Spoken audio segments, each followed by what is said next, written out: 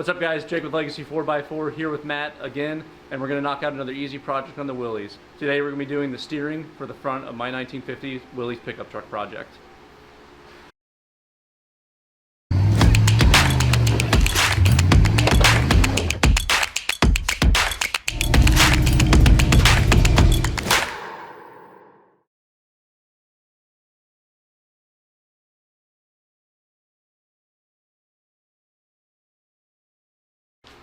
Alright, so Matt had the great idea of taking an old shock dampening mount that has a rubber grommet on it and using that as the base for the top bolt of the steering. Because it was already there, it works, it's easy. We took that and now we're going to sleeve it with some 2" by 1/4 wall DOM to make a very sturdy mount for that top steering of this Willys steering gearbox. Pretty simple, let's go and get into that next step.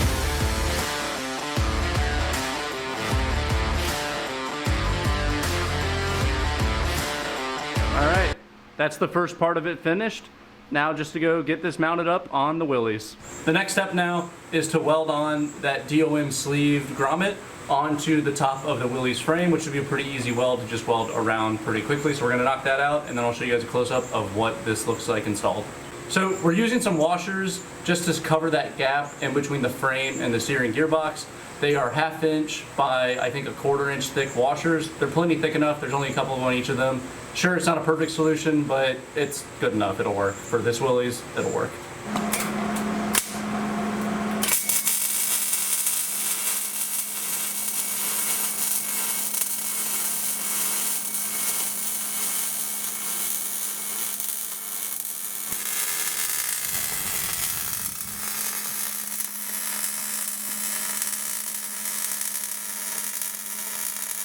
Alright, so you guys can see here, this is what that looks like all finished up with the steering gearbox mounted in place. As you can see, these 2 bolts at the bottom here, those are slipped through both sides of the frame rail, and that frame rail is a 2" by 4" 1/4 inch thick piece of tube, so it's got a total of 1/2 inch of structure into it as the bolts go through it, and then they zip right into the existing threads on the steering gearbox. For this top mount, because it's out of the way, up above the frame rails, we just used that piece of DOM sleeve, fully welded that all the way around onto that frame rail, and then welded in a grommet to the top of it to provide some cushion onto that top to give it a little bit of flex. But that should work perfectly fine for the 1950 Willys. Alright, so with that stuff done, a little bit of time has passed, and you can see now that the Jeep is painted, as you guys saw last week, but we're going to finish up this steering today and knock this thing out. So with all this stuff done, now we have to actually run the steering shaft between the box and the outside of the steering column.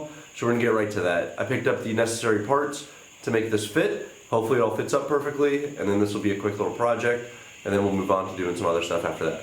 Let's go and get this box mocked back up and get the steering shaft installed.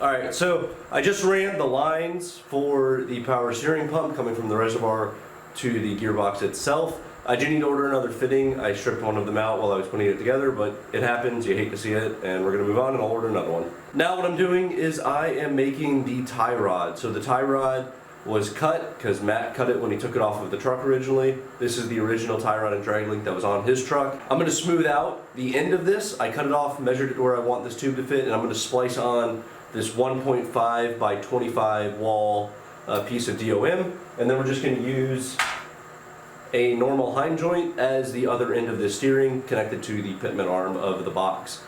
When I do this, this is going to be a super heavy weld along this joint here. It's going to be kind of a press fit followed by a super heavy weld, and then I'm going to do some additional like 1/4 inch support pieces between the existing tie rod and the new piece of spliced in DOM so that it never pulls out. The only force that's ever going to act on this thing is going to be pulling and pushing force, so it doesn't need to be able to survive too much torsion, but what it really needs to be able to do is not get yanked left or right as the tires get pushed around on the trail. So this is going to be a super heavy weld followed by those gussets to support this splice. Anyways, let's go and get onto this.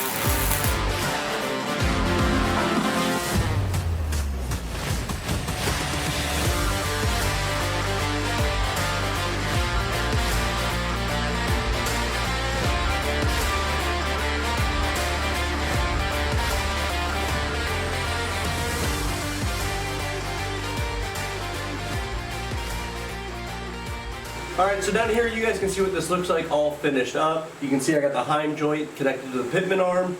Then that tube that we spliced in with our fish plate gusset support thing going straight to the stock tie rod and then to the drag link connecting between the two different steering spindles. I did not update the steering on this at all. I didn't do high steer or anything like that.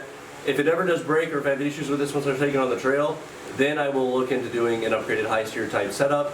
But for now, in the interest of trying to get this truck finished as quickly as possible, I'm just going to keep this like that stock the way it is. But that's that all finished up. Now we're going to move on to doing some other fun little projects. We got to mount the lights and a couple other small things on the exterior of this truck that we're going to knock out next.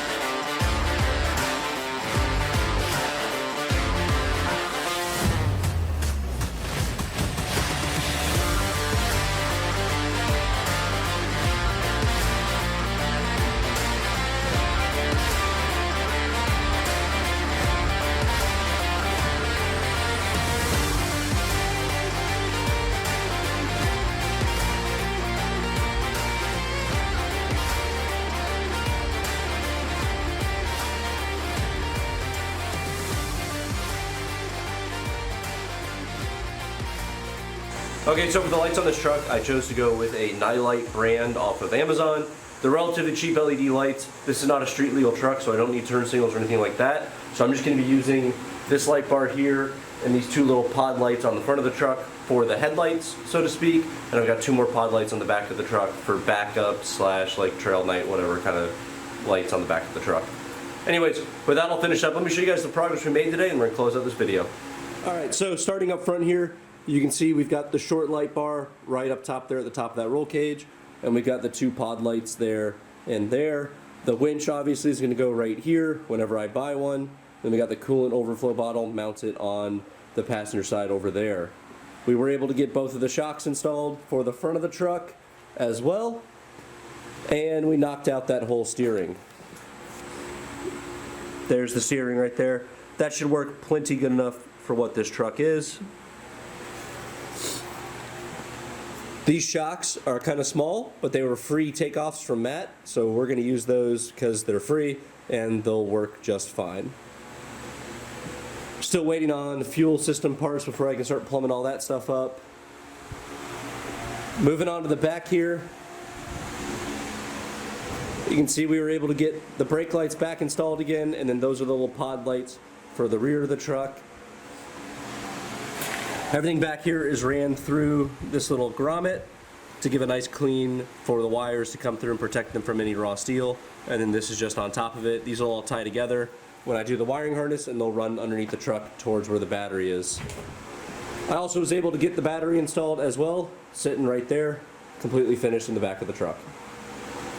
Alright, so the big thing that we wanted to get done today was the steering, and we knocked that out, and we also knocked out a few other easy projects. I'm a little under the weather, so I'm not going to work anymore this weekend, so this is going to be the end of this video.